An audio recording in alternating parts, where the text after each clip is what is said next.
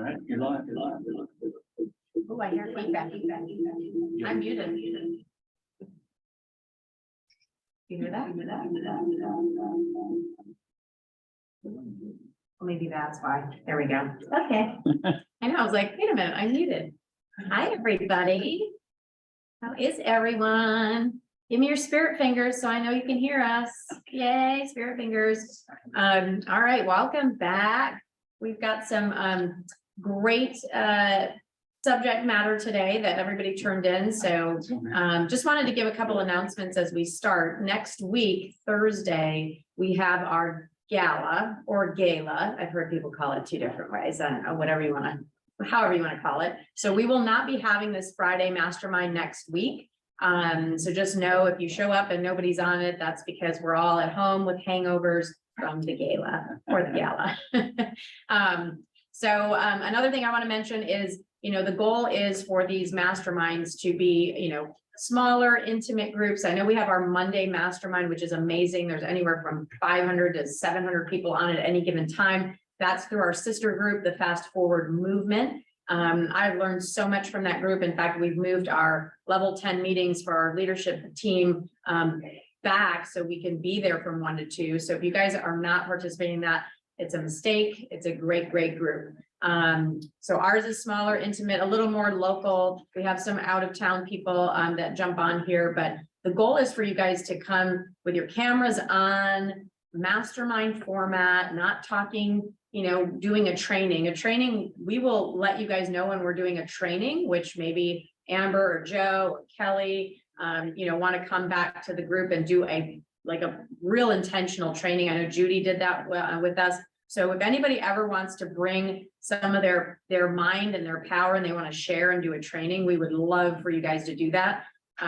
Email Brandon@callteam.com and let them know you want to deliver this great training to the group. But the goal for these every Friday is that it's a community. It's, there's something beautiful about everybody's brain. Somebody brings unique talent. Everybody's got a different experience in their life.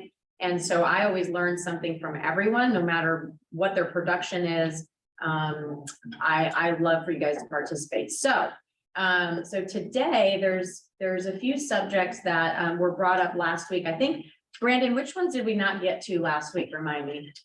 I think there were was it staying consistent and plowing through overcoming discouragement? Was that last week? That was last week. And then also showing your value and charging a transaction fee or not discounting your professional fee. Ooh, yeah. So we just spent the last 2 days. Who spent the last 2 days with Phil Jones? I know a bunch of you did in our office. Yeah, it was amazing.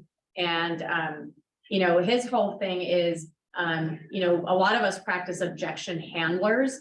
I'm always handling objections, but Phil's whole premise was, if you know how to set up the conversation, and these critical conversations are always a part of our day-to-day life, we don't have to overcome any objections. Our goal should be to do this process correctly, where the consumer is just so enamored by us that they don't really ask us to lower our fee or take a discount or whatever as many times as they usually do. So let's open it up. I know we've got some heavy hitters on here. First thing is that we want to talk about is just in your experience for some of the people that have been in the business a long time. I see Judy Fortin here. I see Kelly DeBras, Melissa. I know you guys have been in the business a long time. Amber, Joe. What do you think the advice would be for staying consistent and plowing through some of the discomfort in this business when you first start, because you know nothing, or you think you know nothing, and you feel powerless in a business where your knowledge is your power? So I'll let you guys raise your hands. You can use a reaction button at the bottom. I think it's the reaction button. Is that where you raise your hand? Yeah. Click on the little reaction button and just raise your hand, and that'll put you guys in the queue. Joe, you're first. Amber, you're second. So take it away. Hey, good morning, everybody. And first and foremost, Tina, thank you so much for hosting all of us, and Phil over the past couple of days. Had an absolute blast. Mary and I, we were on the way home, obviously spent some time in the car recapping and a lot of takeaway notes. And it was really, we took so much, we needed that time to, all right, let's decompress. So now we're going to be intentional with scheduling out a note review and then pulling it together and then figuring out how we then filter that into our business first and foremost, and then how does that affect the other parties on our team. So very critical, and look to kind of brainstorming with some of you all to see how it applies to your business as well. But anyways, good morning, everyone. Hope everyone's. I think I just heard Joe say that he wanted to lead that. Did he just say that, or he wanted to lead that master? I heard that. I think I heard that. But I would love to do that. Yeah. So, hey, Joe, if you would be open-minded about. Would you be open-minded about leading a Phil Jones script jam session mastermind? That would be splendid. Okay, good. In my best Phil voice. Yes, Anyways, yeah, we'll have to circle back, but not really on that, Tina. Anyways, good morning, everybody. So yeah, my perspective is a little different, and I know that it will be a little different from Amber's and some others. I'm coming into this with probably the lower end of experience. I got into the business in April 2020. So here's what I'll say from that perspective, is that I got into the business making a mistake that a lot of people do by selecting a brokerage because the training brokerage, KW. Anyways, I went there with the mindset of this is the place to go because of training. Well, what happened is I quickly realized that training is great and it's critical, but I think most of us can agree that you can get all the training in the world, but if you don't have time to actually go out and do hands-on experiences and implement it, shit, it's pointless. I know Phil talked about this the other day as well, is he can give you all this stuff to fill your brain with, but if you're not actually out there getting the opportunity to fail forward and then learn from that experience and pivot in the right way, you really aren't going to get the full experience. And so for me, what happened is I went into their training class that was supposed to be, I don't know, 2 weeks or something. It turned into like something going to be a 90-day thing. And my focus was, I need to make money. And so what I started doing is thinking about, okay, what is the very basic things that I can do, knowing my environment, my lifestyle, to get in front of the most people possible. So first and foremost, if you're new or if you're old, the game is the same. I don't mean in age, certainly, but the game is the same. It is a numbers game, and we all know that. You have to get in front of the most people you possibly can to make interactions. One bullet that I took from Phil that I think applies here is he has the 10-5-2 rule. And so if you, the general averages, the rule of thumbs are, if you can get in front of 10 people and have meaningful conversations, keyword meaningful, it will turn into 5 people that have advanced interest. And then from the 5, you can convert 2. So simple math, but that's kind of the averages what he's seen, and he's coached over 2 million people. So it applies to all different sales levels. So if you kind of think of it with that mindset, it's a numbers. And certainly, hey, Trevor, we're getting some, there you go. Cool. It happens to all of us, certainly. But the thought process there is the same, is you got to get in front of the most people as possible. So in my day, I started as a new agent, just knocking on doors, going and introducing myself. I went to coffee shops. I went and got in front of many people as possible. First, with the filter of where do I already spend my time? Because that's going to be the easiest and the most natural. And that applies to being new or being in the game for quite a while. And then you just have to rinse and repeat. You have to keep doing that. So I find myself, when I feel vulnerable, is when I feel like, oh, you know, I've done so great this week, or it's halfway through the week and I've got in front of so many people, I feel accomplished. It's very easy to cut out early on Wednesday, or to say, hey, I'm going to come in late on Thursday. We've all been there. I've gone to play golf with a mortgage lender because he's like, oh, let's go play golf at the end of the week. But what happens is then I kick myself in the butt because I didn't do my calls the next day. I didn't get out and meet people that were potential clients. I didn't get out and do flyers or coach with my team. The big point I want to say is, at some point, you just have to kind of set the training to the side, take it in and take what you need from it, but you got to get out there and get in front of people. And for us, right on our team, we're going back to the basics of picking up the phone and calling. I hated calling before. I didn't even do it, to be honest with you. But I have just gotten 3 listings in the past 2 weeks from expired calls. And guys, these are baby numbers that I'm doing. I'm not executing to my goals on a weekly basis and the amount of calls that I want to make. but I've made enough calls to get in front of 3 people to get me out to their house, and we nailed the listings. And as a matter of fact, I put one live yesterday, 2 lots that had been on the market for 180 days of the previous broker. I put it on the market yesterday, and we have 3 offers in hand that I'm presenting. They're all over asking. So, and I don't say that to brag. That was an aha for me as well. And again, it comes down to a numbers game. So, you know, I can't stress enough that you have to be intentional with getting in front of people. That's the big takeaway here, but because my view is a little different from Amber's and others, I'm sure, and certainly open to further discussion if needed. I love that. Well, the one thing I'm impressed by you, Joe, is, you know, again, you haven't been in the business very long, and you've grown this great business and, you know, started your team because people wanted to follow you. But I think the dynamic thing about you is you actually do come across as caring. You know, it's not very robotic, like I'm going to learn these scripts and I'm just going to follow these people. You actually do follow Phil's method, and you are very intentional about meeting people. And I think what I love that he said is sometimes we need to slow down to go fast. And when you're talking to high D people, you know, people that are like that's me, it's like, don't tell me to slow down. That gives me anxiety, right? But it makes so much sense, because if I do slow down and put the right processes in place, I'm going to get to go faster later. And so his 10-5-2 is perfect. I love that analogy. Thank you, Joe, for the contribution. Always so many good nuggets to take away. Who else wants to contribute? I know, Amber, you had your hand up. You took it down. I don't know if you changed your mind. Yeah. Well, I just didn't want to leave my hand raised like in real life. Raised, girl. Leave it raised. No, I was honestly having a talk just like this with one of the newer agents on our team this past week. And, you know, I said to her, the things that got me to where I'm at, I started 15 years ago. And just because you achieve success and you're looking at me now doesn't mean I'm not still doing the same things.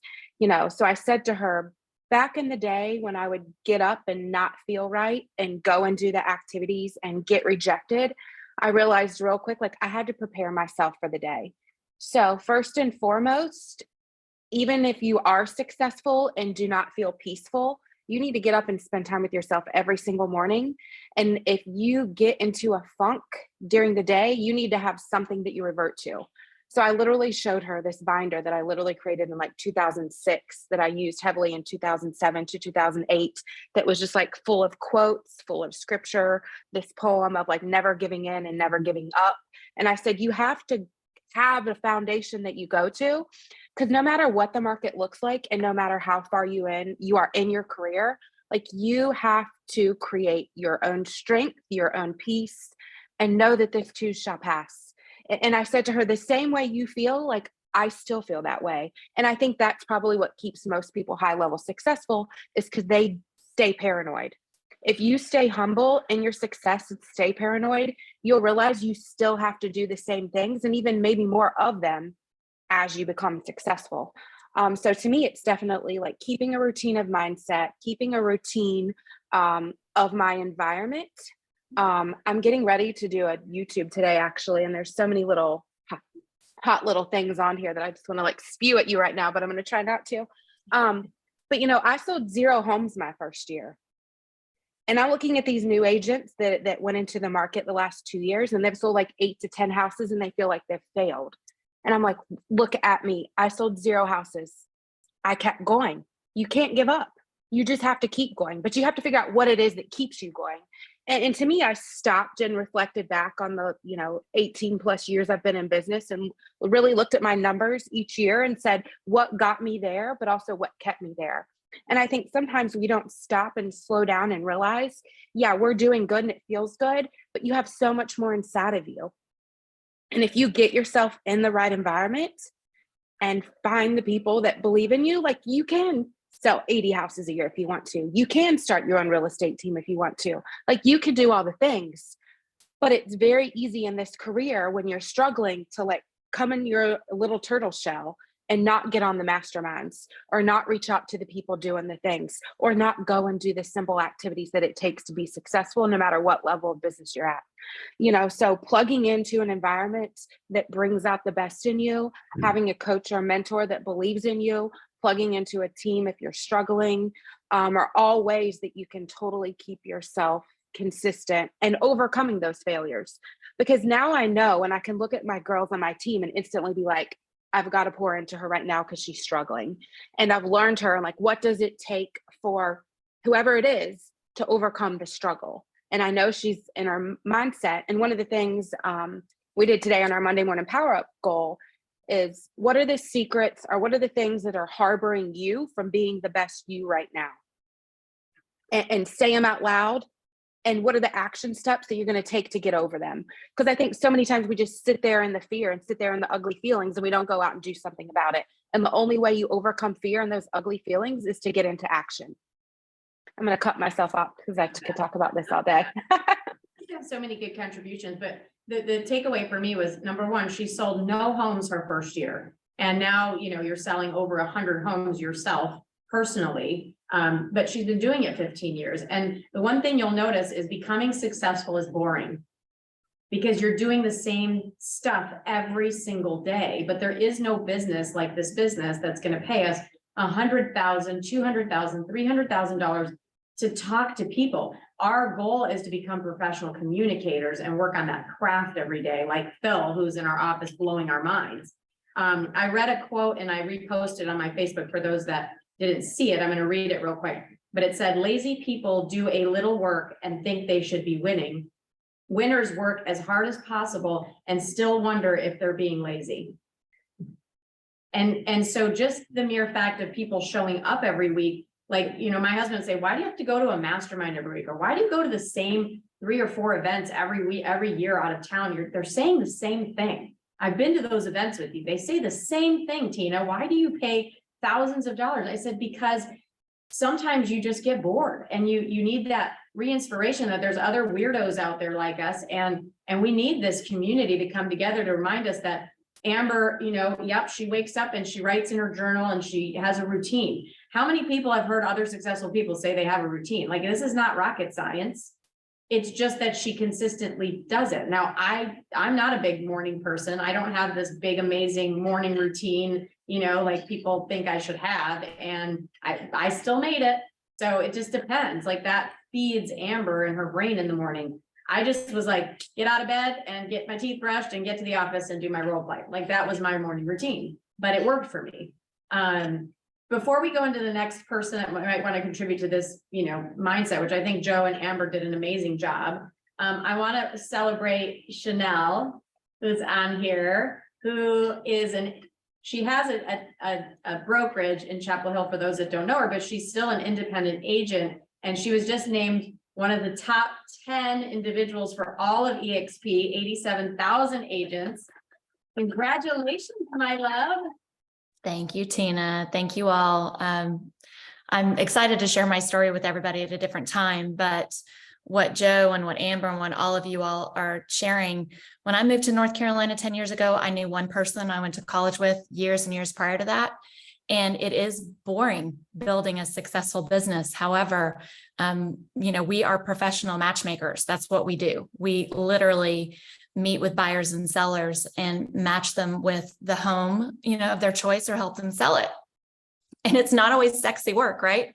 But it's, I think that what we do is phenomenal.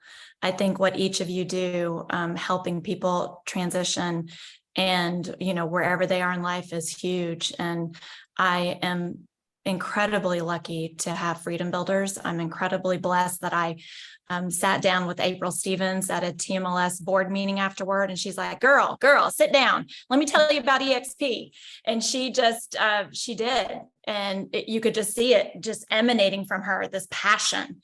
And she said, I don't know much about the stock and I don't even know much about the rev share, but the collaboration, that's why I'm here. And that's why I'm going to continue to be here. And that's why I'm here. So my call to action for each of you is to please reach out to me if I can help you in any way at all. And I do mean that. We all have days that we don't feel great. We all have days that we feel like nothing can stop us, but it's consistently showing up that makes all the difference in the world. So thank you. This is not just my award. It's an award for my group. It's an award for Freedom Builders. It's an award for all of us. No, you're awesome. And I texted a bunch of people today. I'm like, we need your voices. We need your voices, because I want this to be, I want you all to know Chanel and know her brain and know that she goes through the same everyday struggles that we do, even though she always looks gorgeous all the time. There are days she looks ugly, I bet you. I just don't live with it, so I. Oh, look at this wet hair. Come on now. Yeah, look at that wet hair. No, it's gorgeous. She's gorgeous, but you have a gorgeous brain and I love your story and I hope that you will come to contribute. I know you asked before, so we want you to come to contribute to training something, because being top 10 in a huge organization like this, there's some secret sauce in there. And I'm sure everybody, would you all love Chanel to run a training for solo agents? Yes, yes, they all agree. So start thinking about that, my dear. Will do. Okay, good. Oh, we got a question. No, not a question. I don't know. Shout out. Shout out. I don't know if it was already said, but I noticed that someone was also in the top 5. Yes, yes, Congratulations. we were. Thank That you. should be very proud of that. Our team is very proud of that. They did all the work. So yes, they are amazing. And yeah, we're very blessed. Thank you. Thank you. Thank you. Kelly DeBras, her hand is up. My hand is up. Hi, good morning, everybody. Good Haven't morning. met very many of you, so you might not know me. But it's interesting, you know, having this collaboration, it's not something I ever had for most of my career. I started in 2003. I literally sat at a bar with my husband back then and looked at the real estate book and counted how many pages one particular office had in ads, because I was such a big believer that you are who you hang around. And I wanted that kind of success. So I went with an office that had Linda Kraft, Marty Hampton, and Sharon Evans, and never looked back. So that was a long time ago, and I'm still with the same people. Still proud to be with you, Chanel, and with April Stevens and Thomas Wall, and a lot of people that I've known for a good 15 years. But Tina, your question was, do you have advice for consistency for people who are really struggling on a day-to-day basis? And because we didn't have the collaboration and support back then, I feel like I come from a different place when we're answering that question. Morning routine is everything, but it doesn't have to be work related. It's just you, whatever gets you going every morning. So my morning routine has changed a lot over the years, but I've always had a morning routine, and the routine always ended up with where I'm supposed to be at a certain time, meaning at the office at my desk, unless I took a morning appointment. I never woke up and thought, what should I do today? So I think that's really important. I see agents every day. They don't show up. If they don't show up, then they're probably not starting on activities that they need to start on. So wherever they need to be to get started, I think that's the first thing. And then I did a reel on it because just like anyone else over 20 years, I've had really hard times here and there, and I had to dig in and teach myself how to get through it. Taking each day as a new day is huge. Taking big days that are big struggles and letting them end and starting that next day fresh, really wiping the slate clean, not bringing it with you the next day is huge. There's a lot of legal classes when you go to the conferences I've been to. I always try to attend those. They always start with the same joke. How do you stay out of legal trouble in real estate? Ba-dum-ching, you don't do real estate. I've always taken that to heart, because we're in a very litigious industry. We're working with people at high emotional volume. We're dealing with the biggest thing they've ever done. We're going to have bad days. We're going to get yelled at, screamed at, cried at. We're kind of like working at a doctor's office, but by the time they got in, they were coughing and hacking and felt miserable. So they treat you bad, even though you're not the person doing it, right? So starting every day new is really important, not letting the day before, just having that reset. I think agents today are super spoiled with the number of leads they have. They need to realize that every lead, whether they buy today or 5 years from now, is gold. Because if you don't follow up with them in 5 years, they're going to buy with somebody else. So a huge part of my business, a huge part of Sharon Evans' business, who I've worked side by side with for years, and I mean huge, like over 70% of our business has pretty much always been repeat business. So keep that in mind. If you just do one and done, you will be marketing and spending money forever. And I would say it's fair to say that her and I's marketing has changed over the years, not necessarily gone down, but it's definitely not significantly geared toward new leads. It's significantly geared towards keeping in touch with the people that know us, like us, and have worked with us before. And then 2 more things. I saw an adorable reel that really goes to the whole slow down thing from Phil. It was a little boy, and his parents had trouble getting him dressed and ready every morning. So his dad would have him chant, slow is smooth and smooth is fast. So he would always struggle and he would get in a hurry and he couldn't get his leg in his pants. Or so he was chanting, slow is smooth, smooth is fast, slow is smooth, smooth is fast. And there's so much truth in that little tiny chant. I find myself saying it all the time when I'm in a hurry. I suddenly go to do something or grab something and I'm too much in a hurry. I'm slowing myself down because I'm over moving or I'm over analyzing. So keep that in mind. And in the times when I really struggled, because as a team member, you're wearing a lot of hats, right? You're doing technology, you're doing real estate, you're doing transactions, you're picking up pieces. The burnout can be real. The one thing I always tell my agents is if you can't do something with other people today, if you were just at a point where you're maxed out, I get it. Find something else to move forward. It could be an advertisement. It could be a pop by that you need to spend time creating and working on, but do something to take a step forward, because the moment you do nothing, you're sliding backwards. You're self-employed. You have to realize that time off is not time coasting. Time off is sliding backwards. So just do something to move forward. I've had a lot of surgeries in my career. So when I was home and unable to work, I did online training. I took classes. I did something to move forward the overall business. So hopefully those things are helpful. And I look forward to hearing more from all of you. I love hearing you talk, Kelly DeBras. I've known Kelly many years now, and she's been like a top agent for, I mean, what, 30 years in the business now? Are you 30? No, it's like, no, like 21. Like Oh, 21, 21. so just like me, but yeah, she does some great presentations on, especially her listing book, like when she takes a listing, the before and after book. Maybe one day you'll have to show the group. Who would like Kelly to teach us on what she does on listings? Sure. Oh my God, it's so Absolutely. good. But yes, thank you for participating. I love that. Slow is smooth, smooth is fast. That's going to be my new line. I love it. I love it. Great contribution. Thank you. Did Judy, are you good with what we wrapped up? We'll go to the next one. She probably hit some of the things you were going to say, because I know you're all about the mindset.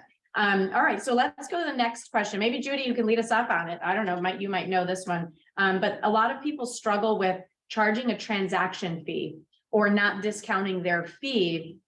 And I think Phil talked a little bit about this, when the commission objections come up, it's usually, where objections are, there's a lack of value. That's what I think. If they are asking me about to lower my commission, a lot of times it's just a question in their mind, and maybe they just need to ask to ask. I think a lot of our cultures are just, I know I'm from a Greek Italian family. They're always looking for a deal. Always. It's just a European thing.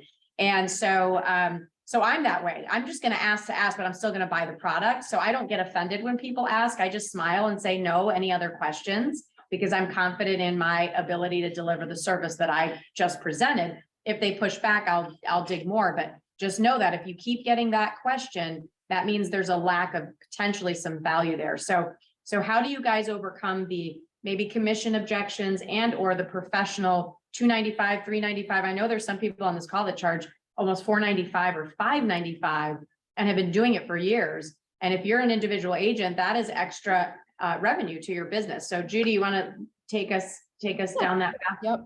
So I charge $495 as an admin fee, and then I also get 7% commission. Woo! And I'm very. Say it again, Judy. Say it again. What was that? Say it again. Music to So my ear. we get a $495 admin fee and a 7% commission. Oh, I love it. Yeah. Go So ahead. That's how you do it. It's very rare in any longer that I even get asked about it. Back in the day when I first started doing it and I was unsure and a little nervous about it and I didn't present it well or I talked too much about it, then it was an issue. What I find now is like if we go back to last week and the week before, we talked about pre-qualifying.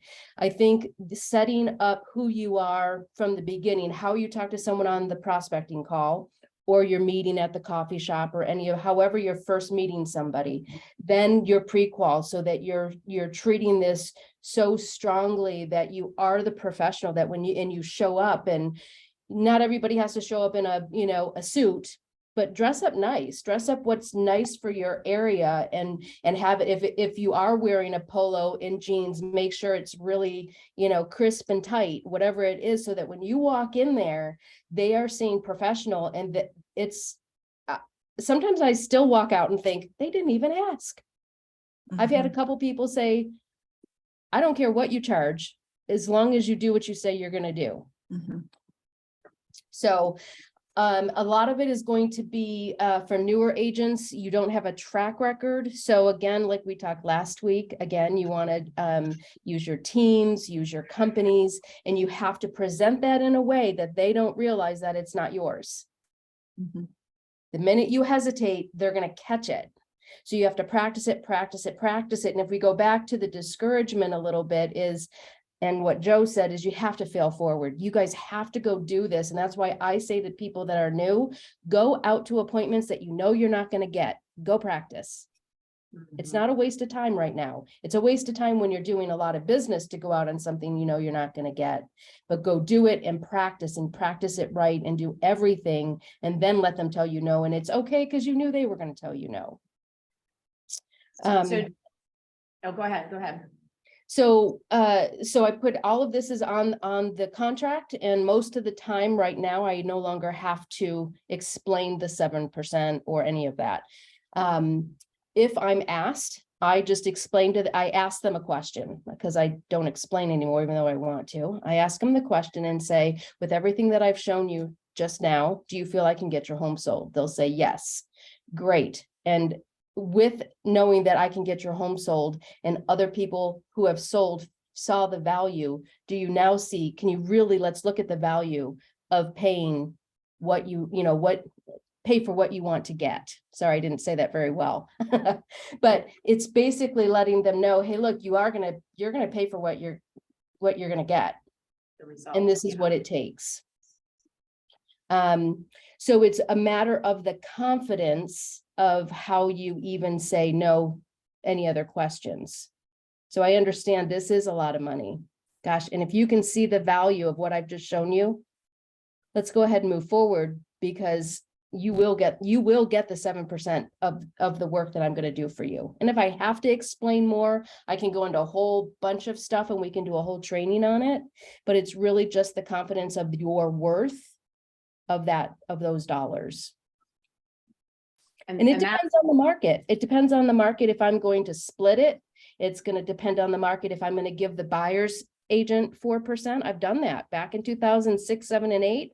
I was giving 4% so that my listings got shown more. It was a marketing deal. And there were so many discount brokers back then, I was at least getting my 3%. So you can do it. However, right now I'm keeping 4%. So it just depends. I love it. Well, I think you said a line there that was about, you said it's just the confidence in what you're charging. That's really all it comes down to.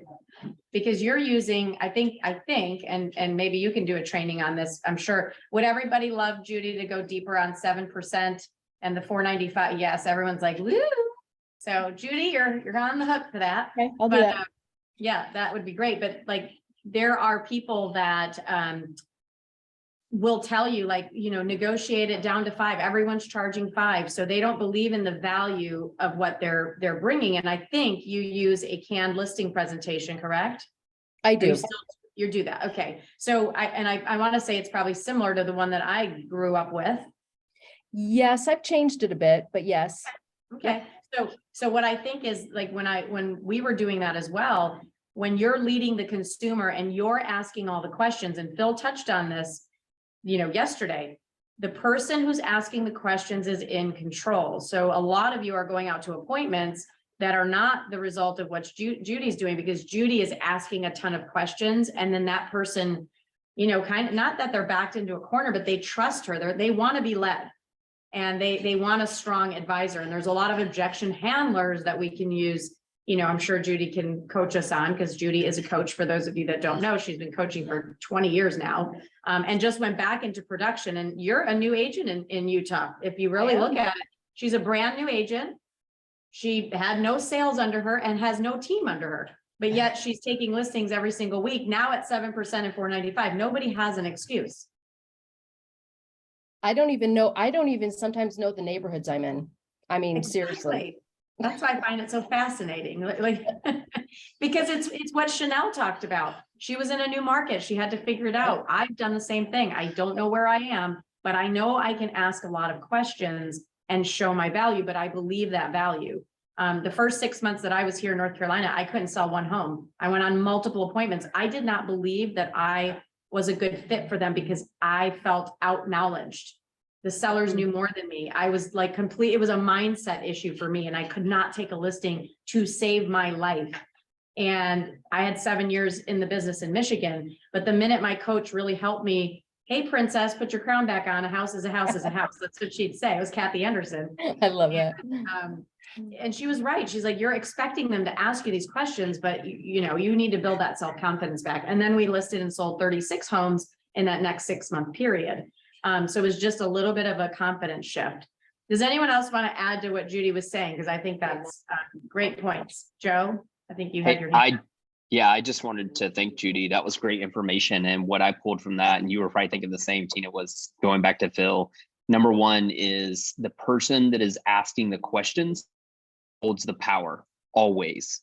And so when we're in that listing appointment, when we're in that, buyer's consultation, whatever it is, I see from Judy hearing what she's saying is she knows to ask the questions. She's also leading with curiosity. And that was a lot of what we talked about with Phil as well, is that if you're leading with curiosity, it actually makes the person pause and be like, well, I didn't think about it that way.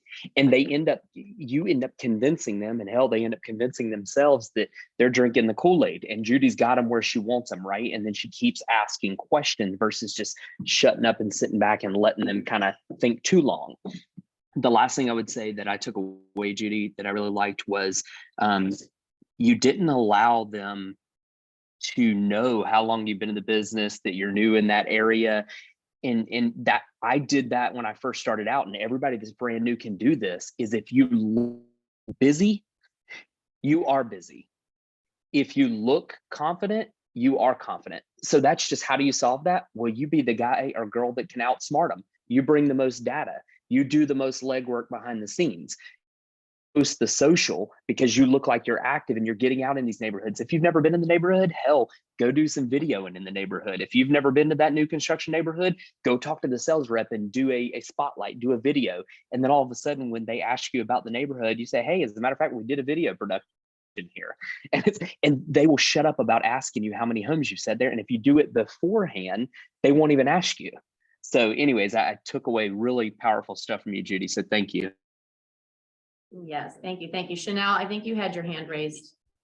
I didn't, but I'm happy to share that I've been charging a $5.95 transaction fee for about 1.5 years right now. I've had 2 people question it, and it wasn't even what is this? It's, can you explain to me again what this is? And so sharing with them that it's not just me who is listing your home or helping you on the buyer side. We have a full team within, for me, Heart and Olive, and also EXP. And I always use the analogy, do you know how much it costs to have an attorney per hour? And they're like, well, usually somewhere between 300 and 600. And I say, yes. Now imagine that you have 8 to 10 people who are putting anywhere from 5 to 10 hours into ensuring that your transaction stays in compliance. Do you feel that that's worth $5.95? Like, should you charge more? And I'm like, well, maybe, but the point is that if you continue to show your value, and Tina, you could not have said it any better. When you walk in with the confidence, just the sheer confidence that you are there to help these people, I am telling you 99% of the time, they will choose you to be your buyer's agent. They will choose you to list their home. It is all about the confidence that you have and that you instill and you share with them. That's what they're looking for. Everyone, I'm telling you, there's somebody else who knows more than me about every single neighborhood in the triangle, even the one that I live in. But I can guarantee you, I can walk into any listing, and I'm again at about 99% right now. And it's just solely because I know I am the best person to help. I'm the best person to help them. If you feel that in your gut, you feel that when you walk in the door, that's what emanates from you. And I'm telling you, you're going to get it almost every time. I love it. And tell them how long you've been in the business. So I originally got my license in Miami, but I've been full-time for about 6 years now. 6 years. So it's not like she's been in the business 25 years and built this. It's like a 6-year-old business, which is a young business still. And I love that analogy. We charge less here. I think it's $295 or $3. I don't even remember, but it's less. And some of our agents struggle sometimes to with that objection handler, and they're like, oh, I'll just waive the fee. And, because you get a little bit of resistance, it's like, oh, what's the value? I think if the agent doesn't believe in why they're charging it, But Chanel's explanation of, you know, how much is an attorney per hour, you know, $300, $400, $500 an hour, and you have 10 people on the back end that are facilitating this transaction, your eyes and ears, that's to cover them, to make sure that you are covered. We could charge more, but we want to keep it really low for you. Absolutely.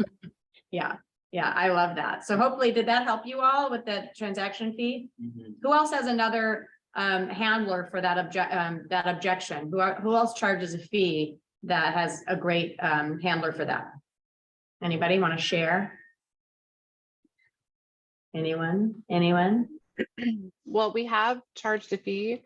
We started charging $250 for both sides back in about 2007 when we implemented the ACE Club program. Yeah. And then we increased the listing side to $495 around the same year, just about 6 months later, when we realized that, you know, that side takes a lot more time behind the scenes. We do staging and photographing that's not just on our cell phones. We actually have people that do it, vendors that we're hiring to do it. So, but I would say 9 out of 10 times, we don't have any questions about it. It does all have to do with the setup and the presentation at the listing. It is a templated thing that was written into all of our contracts. And the way it's written, I think also helps. It says that there is a transaction fee and that it can be included in closing costs. So then when it does come up, we try to set their minds at ease that this is not money that they're probably going to have to pay out of pocket. Now that's been different in the recent market, but for the years that it started, when the agents were getting used to having the conversations, that was the typical go-to of, don't worry about it. I'm not asking for you to pay it out of pocket. When they pay the $2,500 in closing costs we talked about, it'll come out of that. So then they're like, oh, they're paying for it. And that was usually the worst of it. I love it. And, you know, right now we're looking at our numbers saying, you know, we're probably charging a little bit low on that side because we do offer staging and other services. And so we want to offer that to more listings. So another way for us to offset costs would be to opt to, you know, do a $595 staging fee on the list side, so we could offer some more of those services. So you're saying you've been getting it since 2006, 2007. 2007 when the market really yeah. changed before. Yeah. So obviously people are paying for it. So when we're weak in asking for that, it's just our belief in why are we charging that? There's no validation even in our minds. So how can we help a consumer validate that junk fee if we think it's a junk fee, right? So I love that. I even had a past client comment on it in the last year, and his daughter bought a house and he said something at closing, which really hurt my feelings because, you know, I could tell he was irritated by it at the closing table. And I was like, well, Bobby, it's the same fee you paid the last 3 times you sold with me. We've never even discussed it. And he was like, no. And I pulled it up on my phone. I'm like, it's right here. There's right here on your last sale that you just closed. Like, this is not something that just, you know, pulled out of my hat. So sometimes not talking about it, you know, they see it at the end and it has to be a conversation at the table. But in 20 years, I guess 14 of it that we were doing that, that's the only time it was ever, you know, almost a little bit of a confrontation I felt since we were at the closing table signing everything. And that was really the worst of it. Yeah, but it's so worth it. I mean, it offsets so many fees in our business. It just helps. Every 100 sales, that's 30,000. I mean, that's huge. That's huge. And you can that's use an admin starting salary years ago. Exactly. Anybody else want to contribute before we move on? We've got probably time for one more. So we've got 3 things. Maybe you guys vote. What makes you special and makes you stand out? Where did my time go? Time management skills, or the real estate objection, which I think is going to be the favorite. The real estate market is going to crash, so I'm going to wait. Which one do you all want to hear? Oh, the last one. Chanel's talking about the last one. I think everyone wants the last one. All right, so let's open it up because that comes up a lot. I mean, I don't want to hound the floor. So like, let's hear what you guys are hearing in the market from your buyers, from your sellers. Is that the objection you guys want to tackle? And who wants to start? Okay, Never got so I that will. objection, so I'm surprised. What was that? Yeah. But having never gotten that objection, I'm super surprised that that's a major issue. It's not even an objection. It's just mainly it's a question in their mind. I think the market's going to crash. So I'm going to wait. I mean, that's if we're not handling that right now, and really a lot of the newer people on here should be practicing these every single day. So Judy, go ahead and maybe share your thoughts. Sure. If I'm on the phone with somebody, I'm trying to make an appointment. One of the things I always want to do is I want to get into not agreement, but in affirming of them. So I'll say to them, so I hear what you're saying is you think the market is going to crash. Gosh, I hear that a lot. This market can be pretty confusing, can't it? So you want to role play with me, Tina? So it can be pretty Sure. confusing, can it? Yeah, it's. Yeah. Every, Gosh, and there's something different on the news every day. every day. Gosh, and if we got together and I could show you where there's possibly a benefit to you being in this market, wouldn't it be worth 10 minutes of your, or I'd say 30 minutes of your time, say tomorrow at 6 or Friday at 6, which is better for you? I don't know, Judy. I think I need to talk to my husband about it because we just really don't, we don't really want to make a mistake. And I wouldn't want you to make a mistake. In fact, that's why we should meet. Let's do this. Let's set the appointment. Today's Tuesday. Let's set it for Thursday at 6. I'll call you tomorrow. I'll have already done some homework and then you can confirm with your husband. Fair enough? Well, I guess that sounds fair. Okay, good. You got me, Judy. You got me. I love it. I love it. So, yeah, I mean, I think it's just isolating, I think, what did Phil say yesterday? I mean, we talked about these. And the biggest thing is, tell me more about that, let them sort of Yeah. give you their. When I try to give them the, if I can show you, it's anytime someone gives me an objection, I think about it as a problem that I'm not cocky about it. I might be able to handle it. We might be able to figure this out together if you let me come over. And if we don't figure it out, no problem. You've told me what your worry is. Let's find out if the worry is valid. What's the biggest risk? And that's kind of where my brain goes when I'm saying, if I could show you.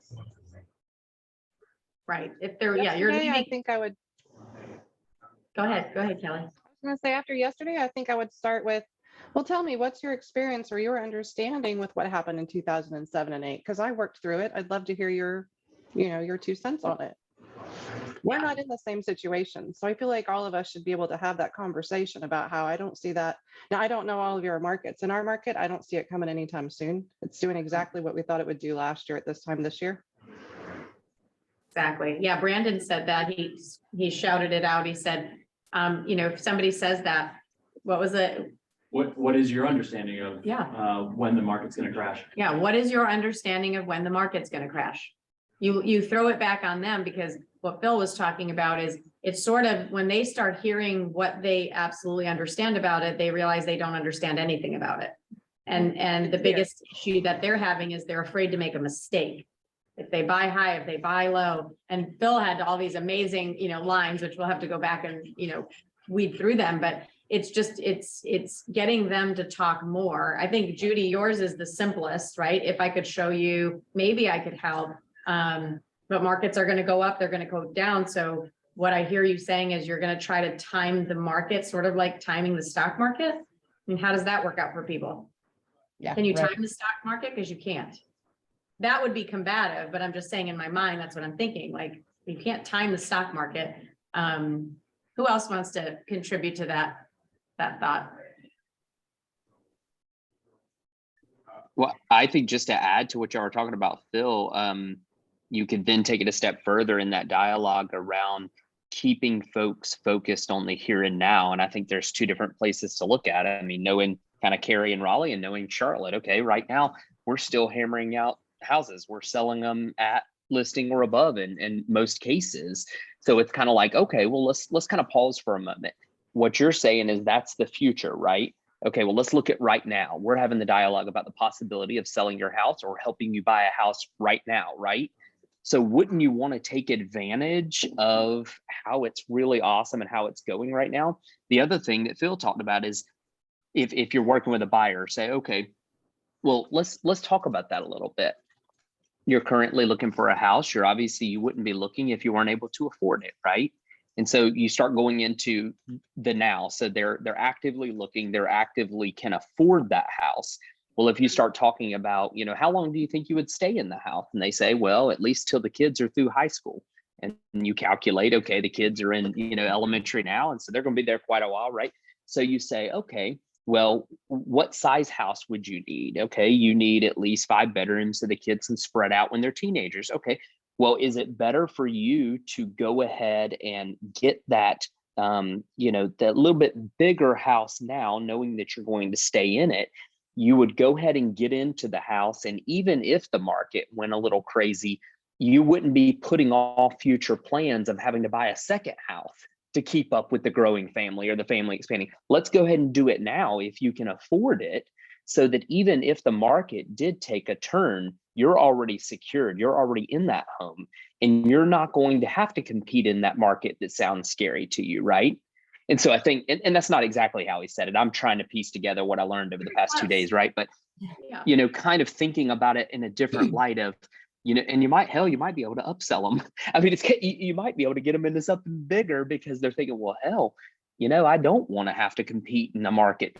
So it'd be scary. Or what if it went like it was the past year and a half to where it was craziness?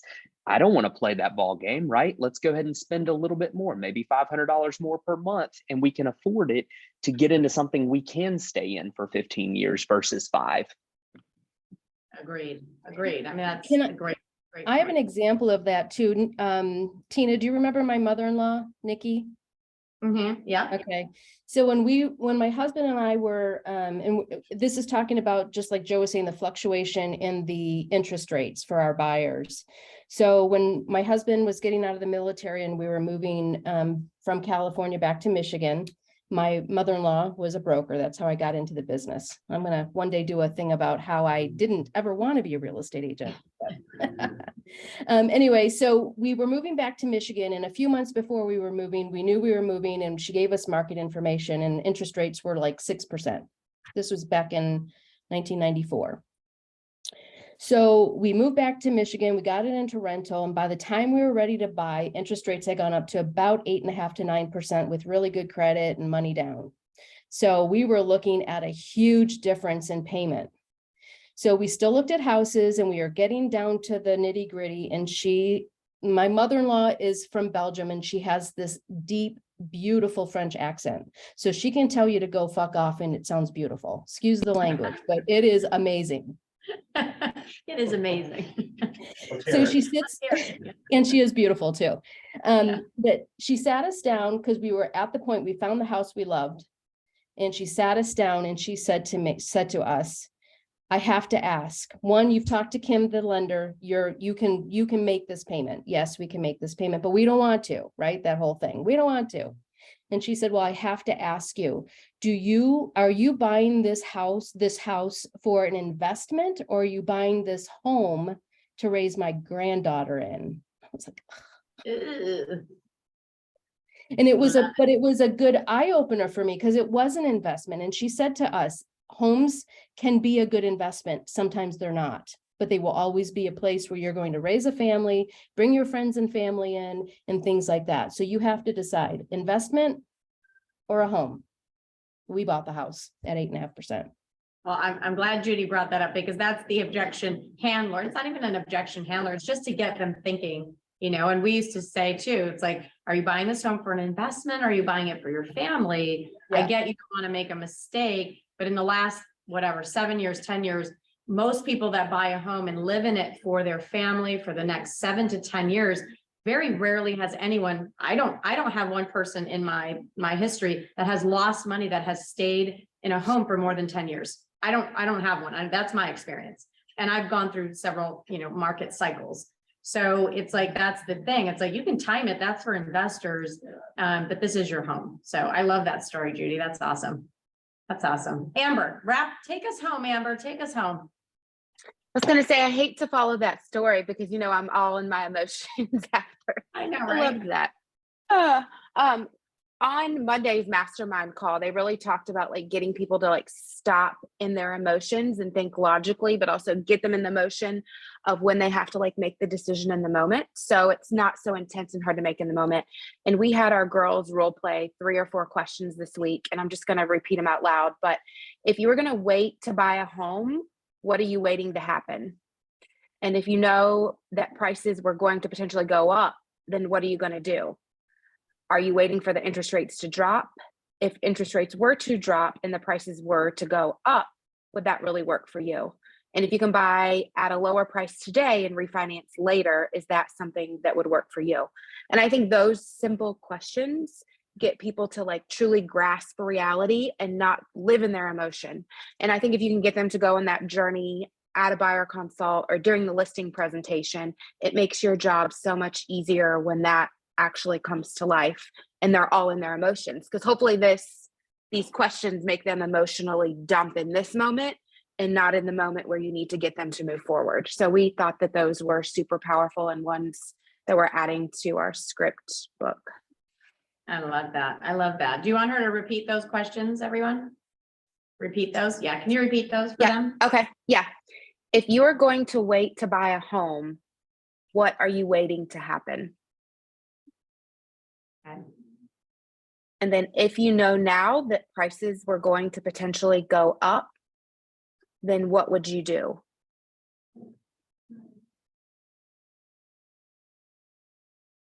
Okay.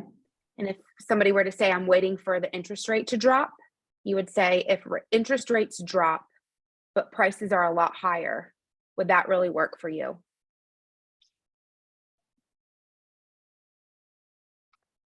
And the last one, if you can buy at a lower price today and refinance later, would that work for you? Again, you can't time the market, right? All the variables are never going to align. There's never the wrong time to buy the right house, even if the price is a little bit more or interest rates are higher. So, I think those questions take our emotion of agents out of it and simplify the current objections in today's marketplace with so many unknowns. I love it. I love it. And really, Phil was saying yesterday was that the buyers just don't want to make a mistake. That's it. It's not about rate. It's not about waiting. They just are just so, worried about making that mistake and feeling stupid. And so, so these questions are great. And that's the skill part that we don't spend time really talking about the critical conversations and then practicing them over and over and over and over again. So when they do come out of your mouth, they sound like you know what you're talking about. So thank you for that contribution, Amber. That is awesome. All right, so we do have 3 more minutes. Jake, take us home. Hi. Yeah, so I just want to see kind of in a similar vein, but I've worked with I call a lot more investors. So some of them have been in the market for a long time. And even like one of the most recent objections that I got was the guy told me, I work at Open Door. I know the market is going to crash. So I wonder how I would handle that. So that was the objection. The guy is a buyer that works at Open Door and he knows the market's going to crash. Yeah. Well, I mean, maybe he knows that It Open crashed Door for is Open crashing. Door. Yeah. I think he That's missed what I that. thought. Now, I would say, tell me more about that. Where did you hear that? What are your sources? Sure, you Yeah, can find some examples. Right? That's a I'm sure question you can that find needs to some be answered really examples in the quick. MLS where Open Door purchased extraordinarily high and held for extraordinarily long periods of times. And now they're still on. I can think of one right now in Cary where they probably paid 40, 50,000 more than it's worth now, which was probably 80,000 more than it was worth last year when they bought it. I mean, that's the problem with Open Door, not with the market. They overestimated where the market was going. So You for nailed it, them, I Kelly. would say that whoever told them to do that probably lost their job and many around them, but that's exclusive to them. Yeah, because I think Open Door just partnered with, who did they partner with? So Zillow. They just partnered with Zillow. So it was sort of like, Is that called bailed out? rescue. yeah, bailed out by Zillow. So I mean, all Bailed these out, companies, yeah. even Zillow, I worked with Zillow since 2014. Every year they've changed their concept, but they're bleeding out money too. And now they're trying to go after title business and, they're just trying to do lending and they're just trying to become what they're not. And that's the scraping at the bottom to try to add revenue streams because they're losing so much money. So bless them. It's not, we're not at the helm of those businesses, but well, thank you all for your contributions. This was great. It's recorded, so we'll throw it in our guides. So if you guys go back to our Freedom Builders group, up at the top, there's a little button or whatever called guides. All of the masterminds are housed there, and we'll put a little note of what we talked about. So you can go back and reference them or send them to a friend in Freedom Builders. Next week, again, we do not have a mastermind because we're all going to be hopefully at the gala. But we'll come back after that. And yeah, just go on and prosper and sell some homes, people. Sell some homes. Thank Thank you. you. Thank you, Thank you Tina. for participating. All right, bye, Thank you, guys. everybody. Have a great weekend. Thanks. All right.